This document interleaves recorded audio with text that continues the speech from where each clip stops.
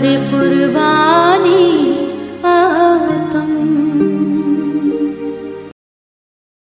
आतम। प्रणाम जी। अब महाराज जी क्या बता रहे हैं अपनी जीवनी में कि जो हम अब वो बड़े हो चुके थे, वो इतने मतलब 10-12 वर्ष की आयु हो चुकी थी उनकी, इतने बड़े लगने लगे थे कि वो जजमानी के लिए जा सकते थे। तो जैसे पिता का और बाबा का काम एक साथ था, एक साथ करा करते थे। एक जगह वो चले जाते थे, दूसरी जगह उनके छोटे भाई चले जाते थे, तीसरी जगह उनके बाबा के मतलब ताऊ जी चले जाते थे। तीनों भाई इस तरह से अपना जजमानी का कार्य संभाला करते थे। उसके अलावा तो उनका कोई पिता का बिजनेस नहीं था। तो महाराज जी कहते हैं कि उस समय मैं इतना बड़ा हो चुका था कि मेरे ताऊ अगर मुझे चाहते तो मुझे जजमानी के लिए भेज सकते थे, और मुझे रामायण और रसानंद जो जो उनको मंत्र वगैरह होते थे वो सब मुझे याद थे। लेकिन क्या करते थे उनके ताऊ जी, वो सब जगह ही या तो अपने को भेजा कर खुद चले जाते थे, या अपने छोटे भाई को, जो उनके जो तीसरे बाबा थे, उनको भेज दिया करते थे। क्यों? क्योंकि वो फंसे, उनको लालच था कि इधर से जजमानी आएगी तो मेरी होगी, उधर से जजमानी आएगी तो मेरी होगी। लेकिन वो इन बच्चों के बारे में सोचते ही नहीं थे कि एक आध जगह पे ये चला जाए तो इसकी भी जीविका चलनी शुरू हो जाएगी। वो जितनी भी मतलब उनकी जितनी भी दान दक्षिणा आती थी उसमें से भी वो कुछ नहीं देते थे। क्यों? क्योंकि जब उनके पिताजी जब जजमानी के लिए जाते थे तो जो आमदनी होती थी तो तीनों भाई बराबर बराबर बांटा करते थे, जिसको जो भी मिलता था। लेकिन ताऊ क्या करते थे, वो अपने में डकार जाते थे, वो नहीं किसी को कुछ देते थे। जो भी उन्हें मिलता था वो अपने, जो कहते हैं कि उनके छोटे बाबा थे जिनको भेजते थे, उनको भी नहीं देते थे, भी वो सारी आमदनी खुद डकार जाते थे। कभी कभी जजमान हमारे हमें बुलाते भी रहते। मतलब वो ये कह रहे हैं कि जो मेरे पिता के जजमान थे वो कभी कभी मुझे भी बुलाने आ जाते कि चलो आप इनको भेज दो, जंडू दत्त जी को भेज दो अगर आप नहीं आ पा रहे हो। ताऊ जी से ऐसे कहते थे। लेकिन एक दफा भी वो ऐसा नहीं करते थे कि ताऊ जी ये कहते हैं हाँ ठीक है जी जंडू दत्त आ जाएगा। वो कहते थे नहीं, वो खुद ही जाते थे। अब पर रोड़ा बन के बीच में हमारे वो आ जाते। अब देखिए एक दफा क्या हुआ, ये जो घटना है वो महाराज जी अपने जीवन की विशेष घटना बता रहे हैं। एक दफा आया एक न्योता, खबर नाई लेकर आया कि जैसे दूसरे गांव से इस गांव में अगर कोई न्योता आना होता था तो आते जाते लोग एक दूसरे को न्योता दे दिया करते थे। साथ के गांव में कोई जजमानी के लिए बुला रहा था किसी प्रोग्राम में। तो महाराज जी कहते हैं कि नाई एक न्योता लेके आया, उसने आके मेरे ताऊ जी को बतलाया। दिन छिपने वाला था तब ताऊ ने बुलवाया। नाई ने आके बोला कि कल सुबह उनके यहाँ जजमानी का कार्य करना है। संध्या का टाइम था, मतलब दोपहर का टाइम था जब नाई ने उनके ताऊ जी को न्योता दिया कि आप कल जाके वहाँ पे जजमानी का कार्य करके आना। महाराज जी कहते हैं कि दिन छिपने वाला था। मेरे ताऊ जी ने मुझे दोपहर को नहीं बताया कि जब नाई आया उस समय दो दिन छिपने वाला था, तब मेरे ताऊ ने मुझे बुलाया और बड़े प्यार से बड़े दुलार से मुझे अपने पास बिठवाया और ऐसे कहने लगे कि तुम लल्लन खेड़ी चले जाओ, कि तुम अब बालक हो, तुम तो फटाफट भाग के चले जाओगे, मैं तो बूढ़ा हो चुका हूँ, मेरे को जाने में दिक्कत आएगी और इस समय मैं कैसे निकलूंगा, तो मेरे बच्चे ही हो तुम तो बच्चे की तरह भगते चले जाना। ऐसा कह के बड़े प्यार से पुचकार के उन्होंने हमें ऐसे कहा उन्हें कि अपने बच्चे की तरह पहली बार उन्होंने मुझे प्यार से बिठाया और ऐसे कहा कि अभी पुरोहित ने और जजमानों का संदेशा भेजा कि किसी जजमान की या पुरोहित की जरूरत है तो इस जगह पे तुम जाए आओ, अपने पिता की जगह पे तुम जाए आओ। 4 कोस ही तो है सारा, संग ले जाना अपना खेस। महाराज जी कहते हैं, ताऊ जी कहते हैं कि सिर्फ 4 कोस ही है, चिंता ना करो, कोई ज्यादा नहीं है, तुम तो बगे बगे ही चले जाओगे। तो महाराज जी कहते ठीक है। मैंने कहा चलो कोई बात नहीं, ताऊ जी कह रहे हैं, बड़े लाड से कह रहे हैं तो चले जाते हैं। क्या जब मैं उठ के जाने लगा तो मेरे ताऊ जी मेरी केयर करने के तरीके से या मेरी चिंता करने के तरीके से क्या कहते हैं कि साथ में खेस भी लेते जाना। ऐसा ना हो कि बिना खेस के चले जाओ और रात में हल्का सा मौसम ठंडा हो तो तुम्हें ठंड लगे। मतलब इतना वो मेरा ध्यान रख रहे थे जाते वक्त। सवेरे कुछ वहां सवेरे कुछ होना है, सुबह पहुंच ही जाओ सुबह नहीं पहुंच पाओगे, इसलिए अभी बुलवाया है, अब से पहुंच भी जाओगे। और जाते जाते महाराज जी को क्या कहते हैं, पहले तो संदेश दे दिया कि सुबह वहाँ प्रोग्राम है और तुम्हें जाना है, और जब जाओ तो खेस लेते जाना साथ में। फिर जाते जाते कहते हैं कि सवेरे तुम जाओगे तो सवेरे तुम पहुंच नहीं पाओगे, तो इससे अच्छा तुम अभी जाओगे, अभी निकलोगे तो सवेरे तक तुम पहुंच भी जाओगे, तो तुम अभी निकल जाओ। ऐसा नहीं है कि तुम घर जाके बैठ जाना और सुबह सुबह निकलोगे तो तुम पहुंच नहीं पाओगे। ताऊ जी ने जिस वक्त दिया हमें संदेश, उसी समय हम चल दिए रख के कंधे पर एक केस। महाराज जी कहते हैं मेरे ताऊ जी ने जब मुझे संदेश दिया, उसी समय ही मैंने क्या किया कि उनके बड़े हैं, उन्होंने पहली बार कोई बात कही है तो कहना मानने में कोई बुराई नहीं है, और जजमानी के लिए पहली बार ही कह रहे हैं, तो उन्होंने उनका कहना मान के उसी वक्त ही संध्या के टाइम ही वो एक केस अपने कंधे पे रखा और चल गए। आगे पढ़िए हंसाबेन। हंसनी। हाँ, नहीं आती। उसी समय हम चल दिए रख करते मान। बस महाराज जी कहते हैं कि जब मैं घर से निकला तो सूर्य अस्त हो चुका था, मतलब हल्की संध्या हो चुकी थी, और निकल तो गया मैं घर से।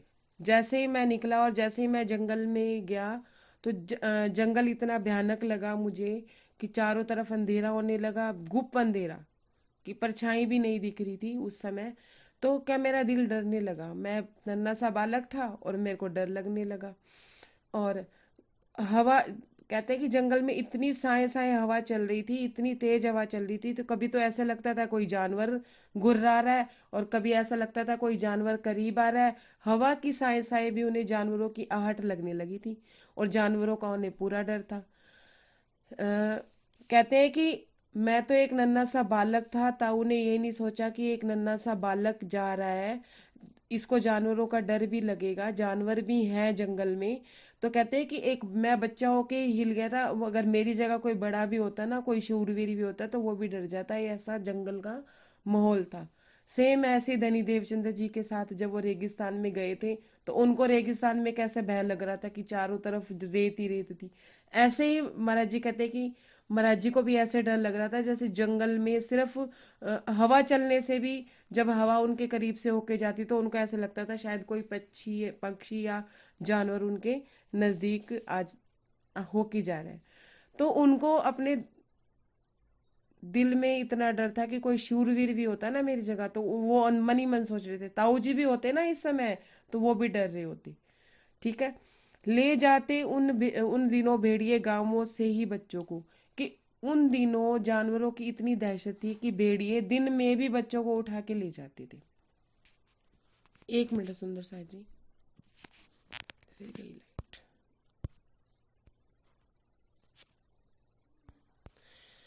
दिन में ही भेड़िए बच्चों को ले जाते थे, बच्चों को क्या बड़ों को भी उठा के ले जाते थे।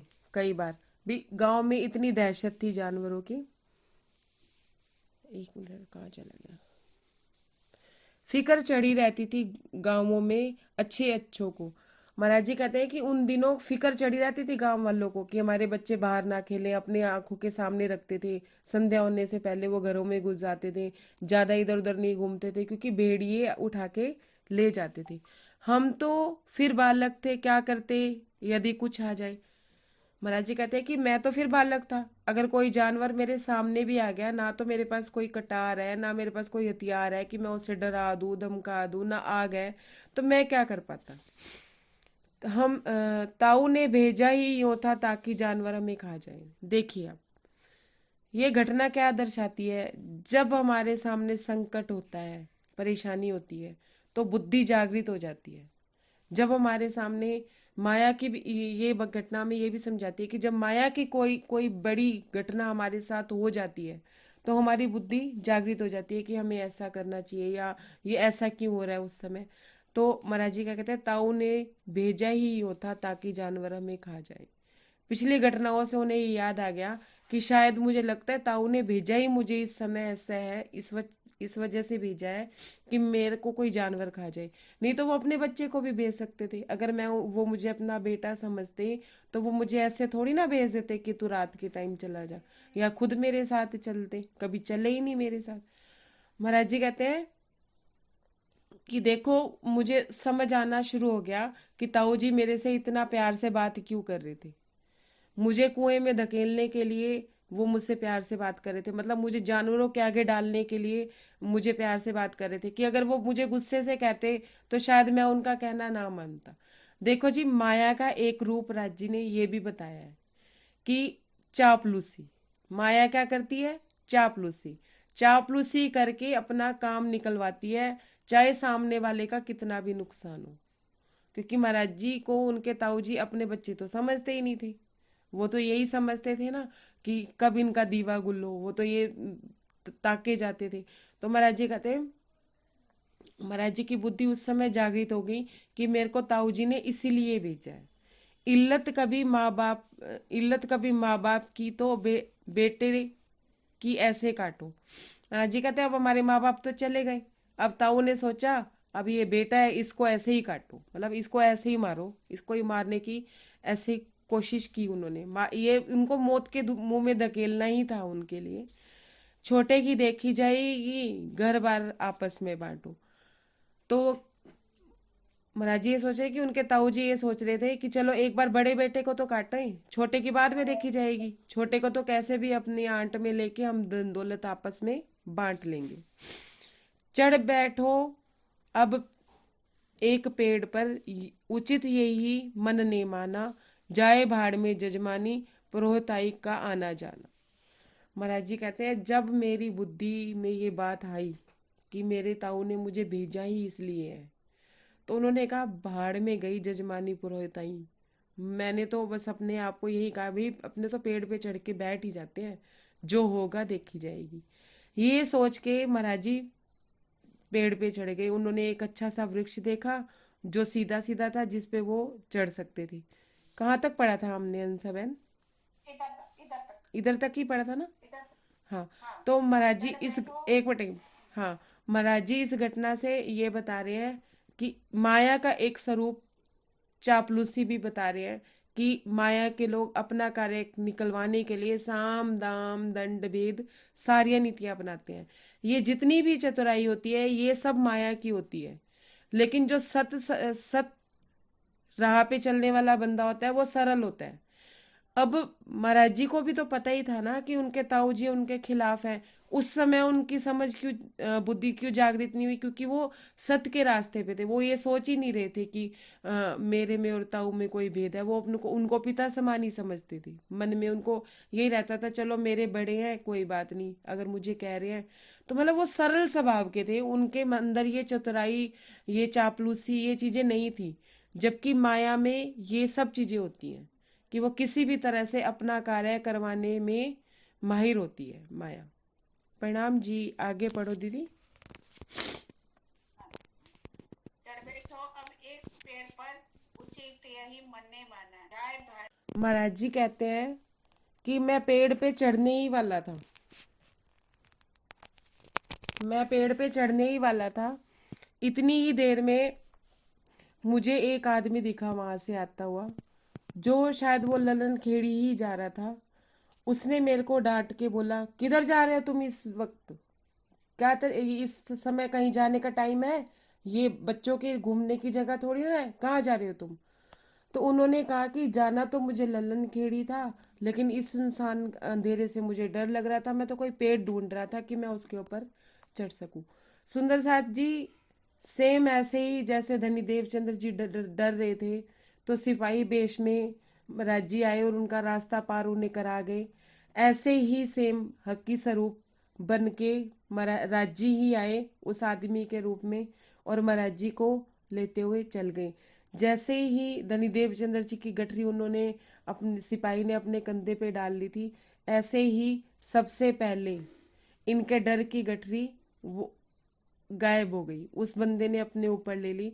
महाराज जी कहते हैं कि हमें जो डर लग रहा था, जैसे ही उस बंदे ने ऐसे कहा, उस आदमी ने मुझसे ऐसे बोला कि मैं आपको ललन खेड़ी पहुंचा देता हूँ, तो मेरा वो डर खत्म हो गया कि चलो मुझे कोई सहारा मिला, कोई हितैषी मिला जो मुझे सही रास्ते पे लेके जा रहा है और मुझे ललन खेड़ी पहुंचा देगा। तो सुंदर साथ जी, सबसे बड़ी बात यह है कि अगर महाराज जी अभी राज्य से नहीं मिले थे, मतलब वाणी से नहीं मिले थे, राज्य से मिलना मतलब वाणी से नहीं मिले थे, तो ऐसे ही धनी देवचंद्र जी भी अभी वाणी से नहीं मिले थे, लेकिन वो थे राज्य की ही रूह। तो राज्य तो उनके आसपास थे ना, हम राज्य को नहीं देख पा रहे थे, लेकिन राज्य तो हमें देख पा रहे हैं ना। तो राज्य तो हमारे आसपास रहते ही हैं, वो किसी ना किसी रूप में आके हमारा कार्य करके चले जाते हैं। मतलब कि अगर हम ये सोचे कि हमें राज्य नहीं मिल रहे, राज्य नहीं मिल रहे, उनकी नजर तो हमारे पे है ना, आज नहीं तो कल, क्या पता वो हमें से मिलने आए या हमें बुलाएं, वो उनकी इच्छा। तो राजी की नजर महाराज जी पे पूरी थी। बड़ा हितैषी मिला हमको झट लालन खेड़ी देखी। महाराज जी कहते मुझे टाइम ही नहीं लगा, मुझे तो पहले तो रास्ता ऐसे लग रहा था जैसे पता नहीं 3 कोस ना हो, 300 कोस हो, लेकिन जब वो हितैषी मेरे साथ था और जब वो आगे आगे चल रहा था, मैं पीछे पीछे चल रहा था, समय ही नहीं लगा, झट से सामने लल्लन खेड़ी दिखा। सेम ऐसे ही धनी देवचंद्र जी को वो रेगिस्तान का रास्ता पार होते पता ही नहीं चला कि सुबह होने से पहले तो वो भोजनगर पहुंच गए थे। ऐसे ही महाराज जी कहते हैं कि मुझे पता नहीं चला कि लल्लन खेड़ी कब आया, और मैंने देखा तो सामने लल्लन खेड़ी था। हम लल्लन खेड़ी न जाने किस प्रकार कैसे आए, देर लगी थोड़ी सी ही हम अपने जजमानों को पाए। जैसे धनी देवचंद्र जी के साथ हुआ था, वो सिपाही से बातें करते करते जब उन्होंने देखा सामने भोजनगर है, वो बारात उनके सामने थी, सेम ऐसे ही महाराज जी कहते हैं कि मुझे पता नहीं चला ललन खेड़ी कब आया, और मैंने सामने देखा कि मेरे जजमान सामने ही खड़े हैं। भी उन्होंने वो हितैषी जो था, वो जो आदमी था, उन्होंने उस जजमानों के घर तक उनको छोड़ा, ना कि गांव के बाहर तक छोड़ा। मतलब राज्य अगर आप हमारे साथ चलना शुरू हो जाते हैं तो वो हमें अपने घर तक ही पहुंचाते हैं, घर तक ही लेके जाते हैं। अब देखिए सुंदर साथ जी, इसमें एक भाव जो मेरे मन में आ रहा है कि जब तक हमें सदगुरु नहीं मिलते, जब तक हमें सदगुरु के चरण नहीं मिलते, उनका आसरा नहीं मिलता, तब तक तो हमें डर भी रहता है, भय भी रहता है, हमें माया में आशंकाएं भी रहती हैं। लेकिन जब सतगुरु का संग हमें मिल जाता है, जब सतगुरु की साथ हमें मिल जाता है, जब सतगुरु के वचन हमें मिल जाते हैं, जब सदगुरु हमें रास्ता दिखाते हैं, हम उनके पीछे पीछे उस रास्ते पे चलना शुरू कर देते हैं, उनके वचनों को मानना शुरू कर देते हैं, तो सदगुरु हमें हमारे घर तक पहुंचाकर ही हमारा साथ छोड़ते हैं। वो बीच रास्ते में हमारा साथ नहीं छोड़ते। तो सच्चा हितैषी कौन है इस माया में? कोई सगा संबंधी नहीं है, सिर्फ देखने भर को सब है, वो सिर्फ सुख के साथी हैं। लेकिन असली हितैषी हमारे हमारे राज्य महाराज जो हमारे सतगुरु ही होते हैं, जो हमें चाहे दुख हो, चाहे सुख हो, चाहे भूख हो, चाहे प्यास हो, चाहे कितने भी हमारे में अवगुण हो, कितना भी कुछ हो, राज्य ही हमें गले लगाते हैं, हमारे सदगुरु ही हमें गले लगाते हैं। माया हमें कह रही होती है कि तुम्हें ये नहीं आता, वो नहीं आता, लेकिन सदगुरु ये कह रहे थे कि तुम्हें सब आता है, तुम सब कर सकते हो। जो हमारी अंदर की क्वालिटियों को पहचान के, उसे उजागर करके, वो चीजें हमें बता के, हमें रास्ता दिखा के अपने घर तक, चाहे कोई भी पड़ाव जीवन में आए या कोई भी रास्ता कितना कठिन हो, चाहे घोर जंगल अंधेरा हो, चाहे भयंकर जानवर हो, चाहे साए साए हवा चल रही हो, कुछ भी हो रहा हो हमारे जीवन में, वो हमारा संग परम धाम तक नहीं छोड़ते जब तक वो हमारी मंजिल तक हमें नहीं पहुंचा देते। चाहे हम उनके सामने कितनी भी गलतियां कर लें, कितना भी उनको कुछ कह लें, लेकिन वो हमारा हाथ नहीं छोड़ते।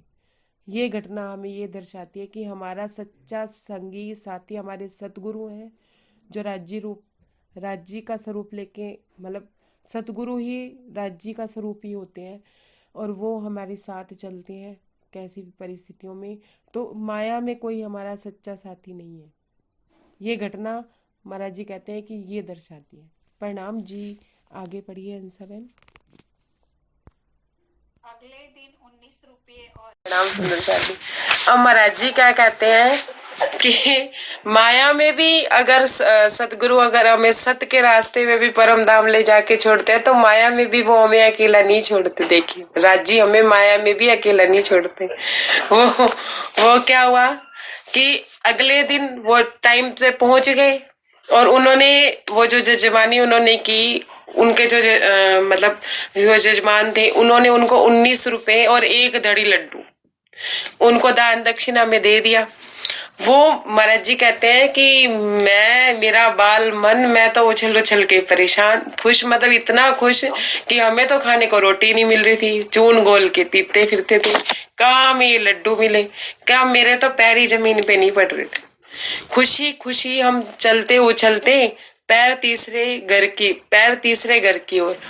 महाराज जी कहते हैं बस मैं तो उछलता कूदता, मतलब अपने घर की ओर चलने के लिए तैयार हो गया कि चलो बस अब दान दक्षिणा मिल गई, चलो निकलते हैं।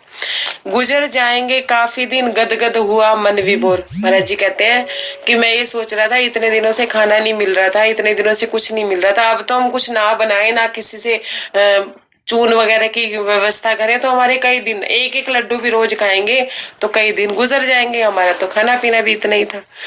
महाराज जी कहते हैं कि देखिए ये घटना क्या बताती है कि जब माया सामने आई, माया क्या थी, वो लड्डू, जब वो सामने आए तो महाराज जी कहते हैं मन प्रकट हो गया। देखो यहाँ तक कहीं भी जंडू दत्त जी का मन नहीं प्रकट हुआ, इस बालक का मन नहीं प्रकट हुआ, बालक का मन नहीं प्रकट हुआ। प्लीज 5 मिनट है, 10 मिनट वेट कर ले, मैं दे रही हूँ मेरी रिकॉर्डिंग। तो मतलब उसमें कहते हैं कि मेरा मन नहीं प्रकट हुआ, मैंने कभी किसी की चीज को नहीं देखा, कभी मैंने कुछ नहीं जांका, लेकिन कहते हैं कि मेरा मन नहीं प्रकट हुआ, मैंने कभी किसी की चीज को नहीं देखा, कभी मैंने कुछ नहीं जांका, लेकिन यहाँ मन प्रकट हो गया महाराज जी का। कहते हैं मैंने क्या किया, गिने बैठकर जंगल में कितने दिन कट जाएंगे, मैंने लड्डू गिनना शुरू कर दिया कि एक बुद्धिदास खाएगा, एक मैं खाऊंगा, तो इतने दिन कट जाएंगे, मतलब गिनना शुरू कर दिया, एक एक खाया तो काफी दिन चल जाएंगे। क्या इसी उधेड़ बुनों में, लड्डुओं के उधेड़ बुनों में गिनते गिनते इस खुशी में मैं रास्ता भटक गया। महाराज जी फिर कह रहे रास्ता भटक गया। देखिए सुंदर साथ जी, हम भी बड़े सरल चल रहे होते हैं राज्य की राह में, बड़ी अपने मस्ती में चल रहे होते हैं, बड़ा अपने में संशय, मतलब अपने में करके की चल रहे होते हैं। कैसे कि हम ना इंद्रियों का सुख ले रहे होते हैं, ना हम किसी चीज का सुख ले रहे होते हैं कि नहीं हमें राज्य चाहिए, हमें ये नहीं चाहिए, हमें माया नहीं, हमें राज्य चाहिए, हमें ये नहीं, हमें राज्य चाहिए। लेकिन परीक्षा के लिए माया अपना एक रूप दिखा देती है, किसी भी रूप में आ जाएगी, बच्चे के रूप में आ जाएगी, धन दौलत के रूप में आ जाएगी, गाड़ी के रूप में आ जाएगी। अब मान लो हमने किसी को देखा कि इसने बहुत सुंदर सूट पहना हुआ है, ऐसा सूट मेरे पास हो, तो वो भी माया है। मन को तो विचलित कर गई ना माया कि हाँ भाई सत्य के रास्ते पे ना चल के हम क्या, सूट अच्छा लग रहा था, है ना। तो मतलब ये छोटी छोटी बातें हैं जो हमें माया विचलित करती है। महाराज जी कहते हैं कि उन लड्डुओं के चक्कर में मैं अपना रास्ता ही भूल गया। हम माया के चक्कर में हम अपने राज्य का रास्ता भी कभी कभी थोड़ी देर के लिए चाहिए भूल जाते हैं कि नहीं ये करना है। अगर मान लो कोई खाने की चीज सामने आ गई ऐसी जो हमें पहले पसंद थी, सामने आ गई और हमारे मन में ये हो गया कि नहीं नहीं मुझे ये खाना है, तो राज्य कहते हैं ये भी माया ही है कि मुझे याद करने की बजाय थोड़ी देर के लिए तुमने क्या किया कि उस चीज को अपने माइंड में ले लिया। जैसे मान लो कि कोई बर्गर की इच्छा रखता है और बच्चे बर्गर ले आए और सामने रख दिया, तो थोड़ी देर के लिए राजी नहीं चलेंगे, बर्गर ही चलेगा जब तक वो मुंह में नहीं रखा जाएगा। तो ये माया है। माया के कई कई रूप महाराज जी ने बताए, धन के रूप में, जायदाद के रूप में, बच्चों के रूप में, रिश्तेदारी के रूप में सब तरह से माया हमें घेरती है। तो महाराज जी कहते हैं उन लड्डुओं के चक्कर में मैं अपना घर भूल गया, जाना था किस और मगर दूसरी ओर हम चले गए। महाराज जी कहते हैं कि जाना तो मुझे इधर था, चला मैं उधर गया। फिरे भटकते जंगल जंगल, सूरत हुआ अस्त कब। और महाराज जी कहते हैं जब हम रास्ता भटक गए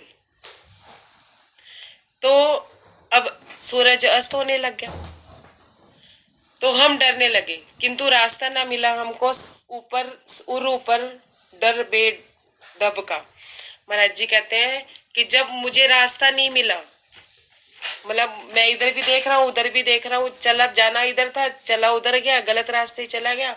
वहां से भी जब मैं रास्ता ढूंढ रहा हूँ तो मुझे रास्ता नहीं मिल रहा है।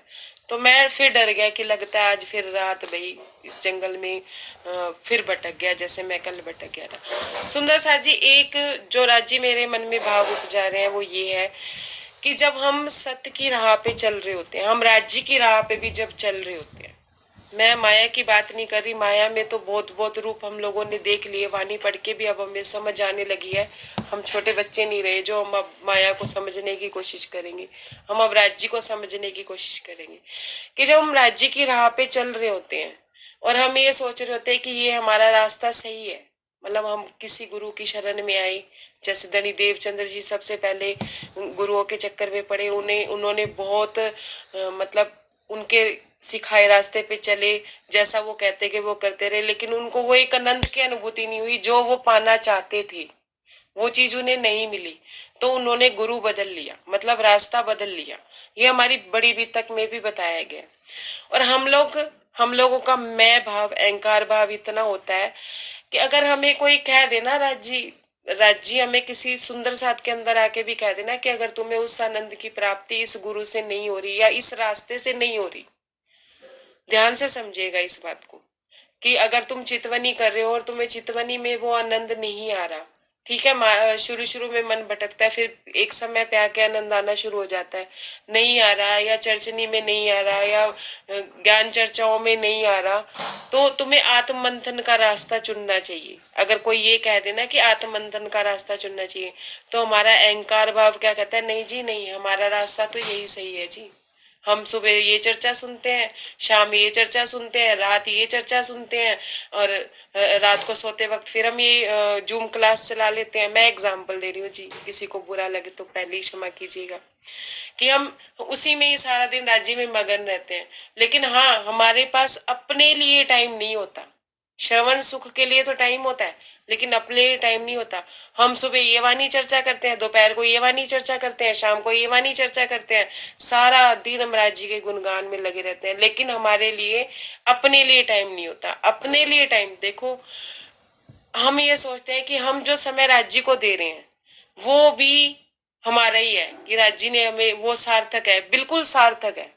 लेकिन अपना एक समय है आत्म मंथन का, कि हम आत्म मंथन करें कि हम कहाँ तक पहुंचे, हमारा अंदर से हमें वो चीज मिल रही है जो हमें चाहिए, एक्चुअल में हम वो पा रहे हैं जो हमें चाहिए, या हम सिर्फ श्रवण सुख ही ले रहे हैं, या जो हम चर्चावानी सुन रहे हैं, या जो हम बोल रहे हैं। मैं अपने लिए भी कह रही हूँ कि जो हम बोल रहे हैं, क्या हम उन वचनों पे चल रहे हैं?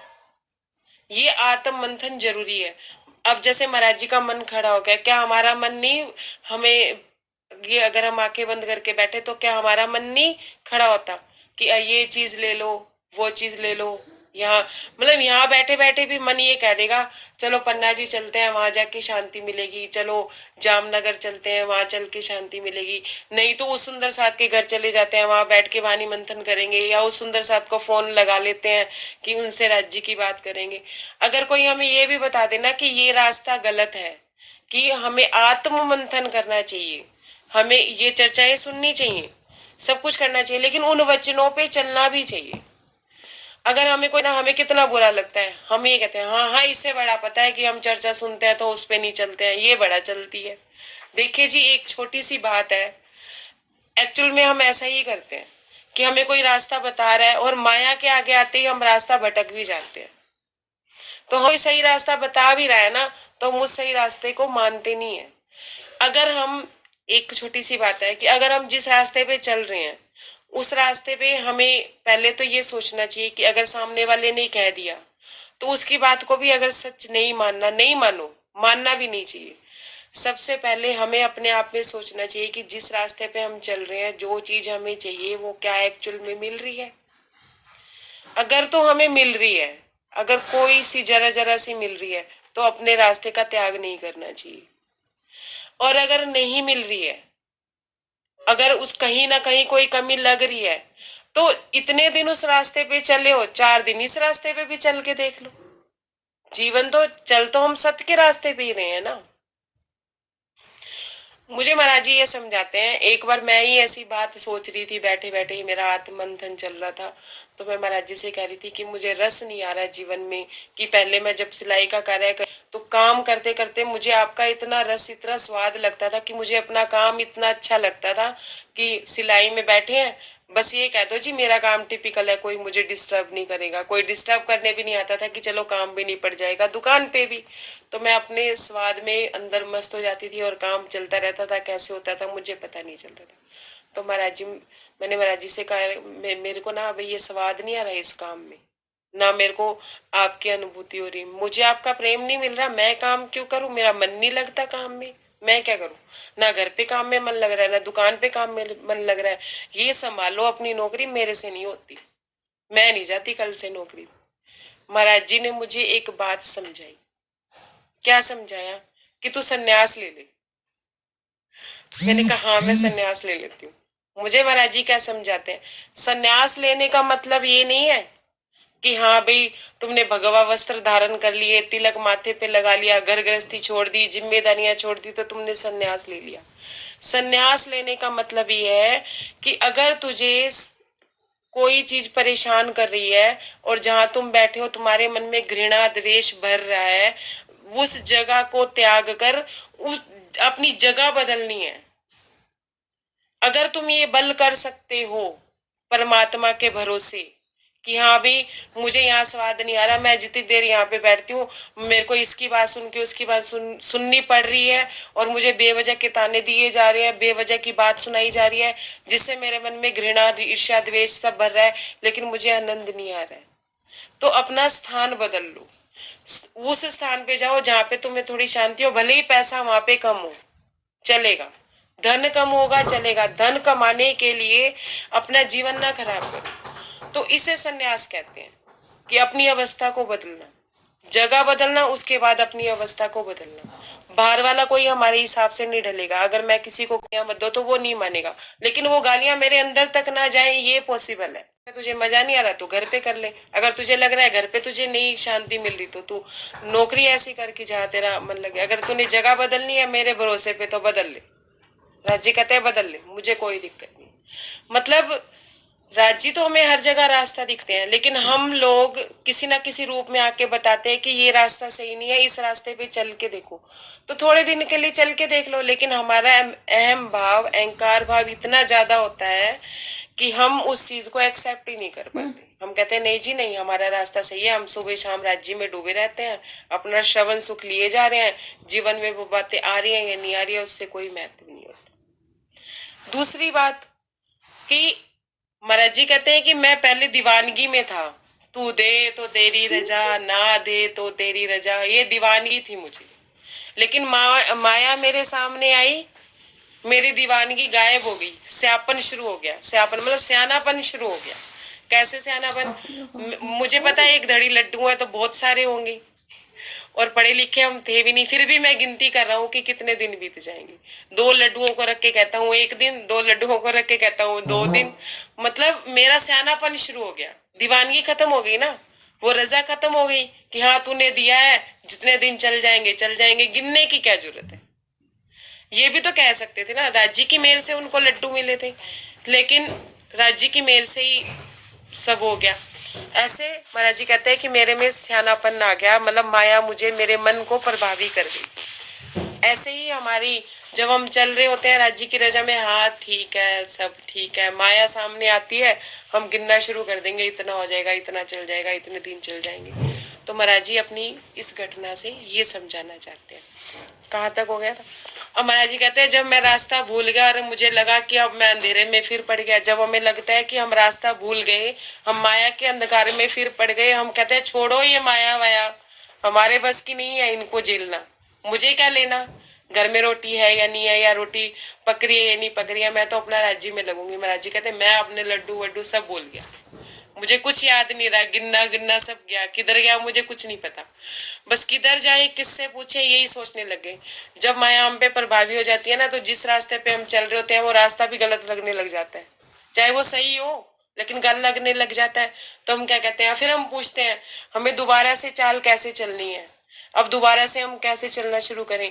हम चल रहे होते हैं राजी के रास्ते पे, लेकिन मन में भटकाव इतना आ जाता है, माया के रहते इतना भटकाव आ जाता है कि हम ये फिर सोचने लग जाते हैं कि अब दोबारा से कैसे चलना शुरू करें, अब फिर शुरुआत कहाँ से करें, कैसे अपने आप को बिल्कुल नीचे, मतलब इतने ऊपर के स्तर तक जाके अपने आप को बिल्कुल नीचे पाते हैं कि हमें कुछ पता ही नहीं है, हमें राज्य नाम का, राज्य का र भी नहीं पता, उसकी राज्य में रजा रहना तो हम भूल ही जाते हैं, रजा तो खत्म ही हो जाती है, लेकिन राज्य का र भी हमें नहीं पता चलता।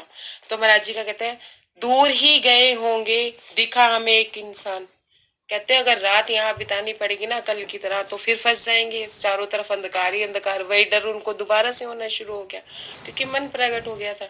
तो फिर वो कहने लगे कि कुछ दूर गए हमने क्या देखा, देखा निकला एक गडरिया किसी गांव से आया था, मतलब वो भी किसी गांव से आ रहा था, एक गडरिया था।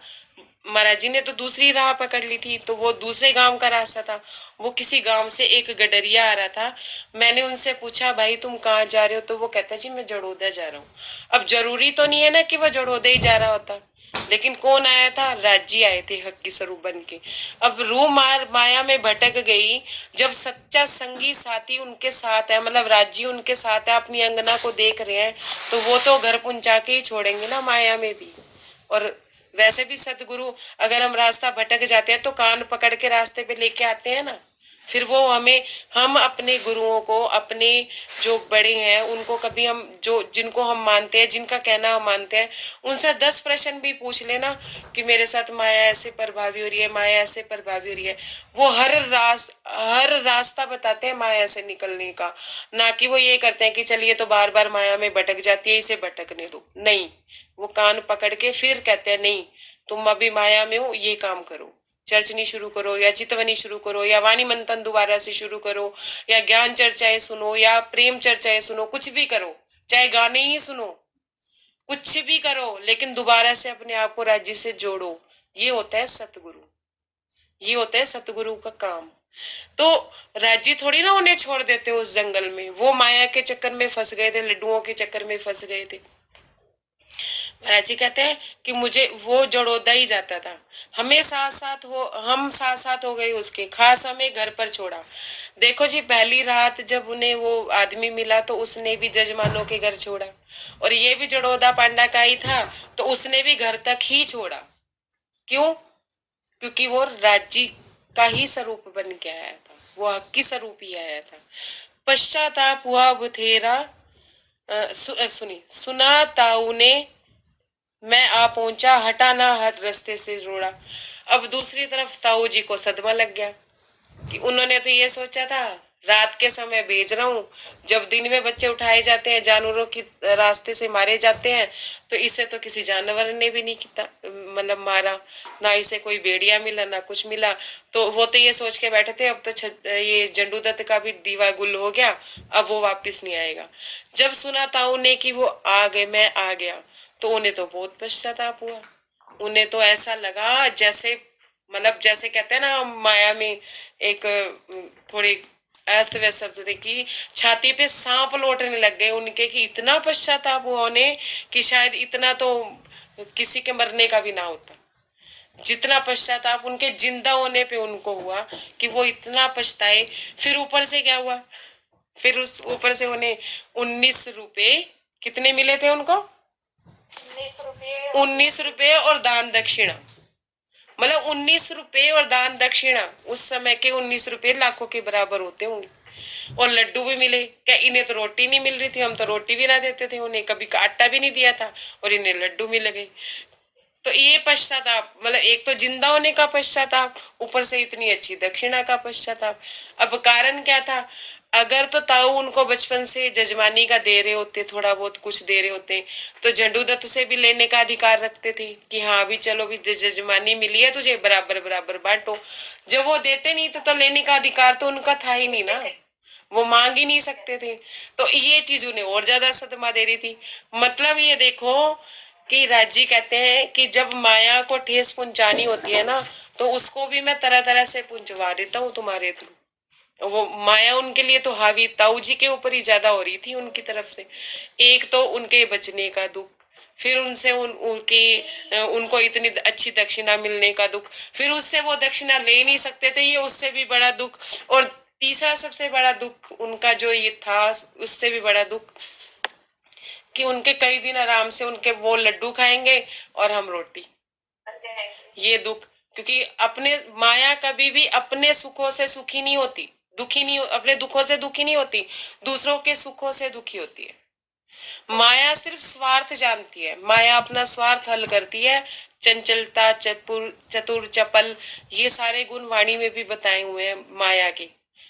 12 पता नहीं 15 गुण एक रास किताब के पहले प्रकरण में ही बताए हुए हैं। मुझे जहां तक चौपाई पूरी याद नहीं है, वर्षा दीदी को याद होगी।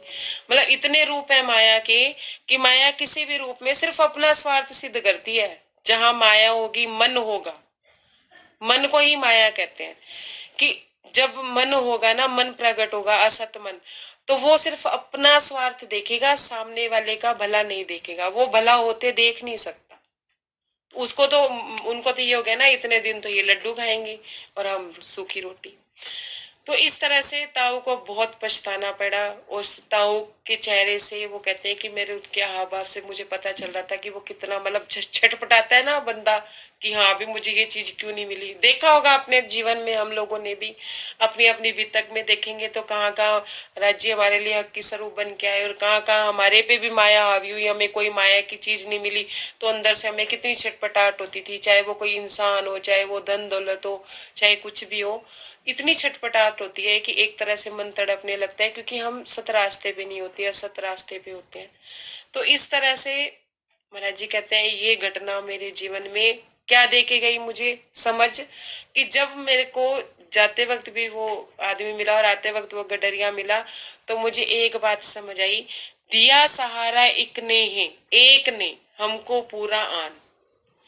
महाराज जी कहते हैं मुझे एक बात समझ आ गई इस बात से, और पहले तो उन्हें रास्ता समझ आ गया था कि मुझे एक ही रास्ता अपनाना है, अब उन्हें ये बात समझ आ गई कि वो समर्थ भरतार मेरे साथ ही है, मेरे राज्य मेरे साथ ही है, और वो मुझे बीच रास्ते में नहीं छोड़ेंगे, ना माया में छोड़ेंगे और ना ही मुझे सत्य के रास्ते पे छोड़ेंगे। उन्हें एक, जैसे हमारे सतगुरु ही हमारे सत्य है, मतलब एक सच्चे सतगुरु ही हमारे अपने होते हैं। माया का कोई भी प्राणी हमारा अपना नहीं होता, वो देखने भर के माया के होते हैं, सुखों के साथी होते हैं, दुखों में हमारा साथ छोड़ देते हैं। तो ये महाराज जी कहते हैं कि मुझे समझ आ गया था कि मेरे सत्य का संगी मेरे साथ है, बस अब मुझे कुछ डरने की जरूरत नहीं है किसी से। ये बात उनको समझ आ गई थी। अब महाराज जी कहते हैं कि मैं अब ये बात सोच रहा था कि जब मेरे जो परमात्मा ने, मेरे सत्य ने, जब मेरा सत रास्ते पे मेरा साथ नहीं छोड़ेंगे तो माया में भी कोई ना कोई सहारा बनाया होगा, माया में भी कोई ना कोई सहारा मेरे पास बन के आएगा। जैसे मैं जंगल में गया तो मेरे पास सहारा था, मैं वापस आते वक्त भटक भी गया, हालांकि आ सकता था समय पे, पर मैं माया में फंस गया, लड्डुओं की गिनती में फंस गया, तो उन्होंने मेरे को सहारा दिया। तो माया में भी मेरा कोई ना कोई सहारा होगा।